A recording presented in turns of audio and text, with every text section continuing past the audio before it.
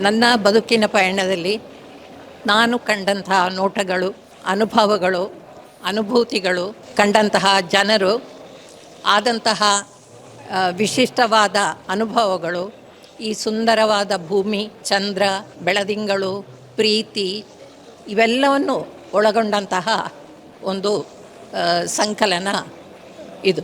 ಇದರಲ್ಲಿರುವಂತಹ ಕವನಗಳು, ಹನಿಗವನಗಳು ಪುಟ್ಟದಾಗಿ ನನಗೆ ಹೇಳಬೇಕು ಅಂತ ಅನ್ನಿಸಿದ್ದನ್ನು ನೇರವಾಗಿ, ಸ್ಪಷ್ಟವಾಗಿ ಹೇಳಲಿಕ್ಕೆ ನಾನು ಪ್ರಯತ್ನ ಪಟ್ಟಿದ್ದೇನೆ. ಈ ಕವನಗಳು ವ್ಯವಧಾನವಿಲ್ಲದ ಈ ಜಗತ್ತಿನಲ್ಲಿ ಓದುಗರಿಗೆ ಹತ್ತಿರ ಆಗಬಹುದು ಅಂತ ಹೇಳುವಂತಹ ಒಂದು ಭರವಸೆ ನನಗಿದೆ. ಯಾಕಂದರೆ ಚಿಕ್ಕದಾಗಿ, ಚೊಕ್ಕವಾಗಿ ನಿಮ್ಮ ಮನಸ್ಸಿಗೆ ತಟ್ಟುವಂತಹ ಕವನಗಳು ಈ ಸಂಕಲನದಲ್ಲಿ ಇವೆ ಎಂದು ಹೇಳಲಿಕ್ಕೆ ನಾನು ಸಂತೋಷ ಪಡ್ತೀನಿ.